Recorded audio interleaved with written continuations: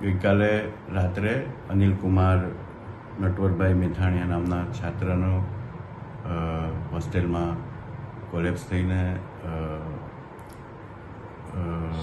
એની જે બોડી છે એટલે પેશન્ટ તરીકે એને કેઝ્યુઅલ્ટીમાં લઈ જવામાં આવેલ રાત્રે, અને અમારા ડૉક્ટરો એની પર સારવાર કરીને રિવાઈવ કરવા ટ્રાય કરેલ, પણ તે થઈ શકે નથી. વિદ્યાર્થીઓને પૂછપરછ કરતાં એવું જાણવા મળેલ છે કે સિનિયર વિદ્યાર્થીઓએ તેમને 3 કલાક ઊભા રાખીને ઇન્ટ્રોડક્શન આપવાની વાત કરેલ હતી, અને જે દરમિયાન આ ઘટના બનવા પામેલ છે. જો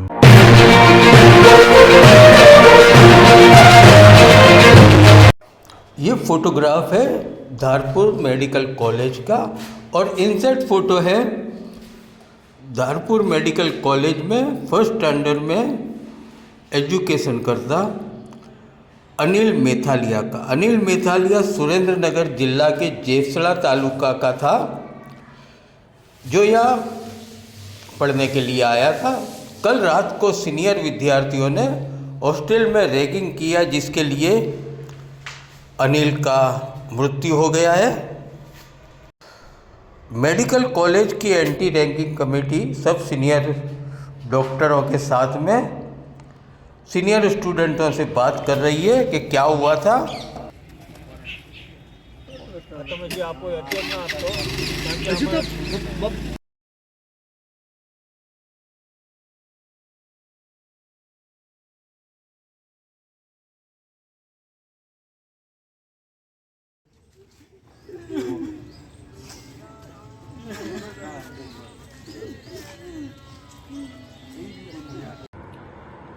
ગઈકાલે રાત્રે અનિલકુમાર નટવરભાઈ મેથાણીયા નામના છાત્રનો હોસ્ટેલમાં કોલેપ્સ થઈને એની જે બોડી છે એટલે પેશન્ટ તરીકે એને કેઝ્યુઅલ્ટીમાં લઈ જવામાં આવેલ રાત્રે, અને અમારા ડૉક્ટરો એની પર સારવાર કરીને રિવાઈવ કરવા ટ્રાય કરેલ, પણ તે થઈ શકે નથી. વિદ્યાર્થીઓને પૂછપરછ કરતાં એવું જાણવા મળેલ છે કે સિનિયર વિદ્યાર્થીઓએ તેમને 3 કલાક ઊભા રાખીને ઇન્ટ્રોડક્શન આપવાની વાત કરેલ હતી, અને જે દરમિયાન આ ઘટના બનવા પામેલ છે. જો કમિટી પ્રમાણે અને જે તે સમયે પોલીસને બી ઇન્ફોર્મ કરીને એના એક્સિડેન્ટલ ડેથની વાત કરવામાં આવે છે, એના પેરેન્ટ્સને પણ ઇન્ફોર્મ કરવામાં આવેલ છે, બોલાવીને એમને સાંત્વના આપીને પોસ્ટમોર્ટમ માટે પણ વાત કરેલ છે. સાથે સાથે જો સ્ટુડન્ટ દરમિયાન રેગિંગની ઘટના બહાર આવશે કે એવું થશે તો તાત્કાલિક ધોરણે કમિટી મિટિંગ અમે બોલાવી છે, અને એ પ્રમાણે જો હશે તો એના શિક્ષાત્મક પગલાં તાત્કાલિક ધોરણે ભરવામાં આવશે.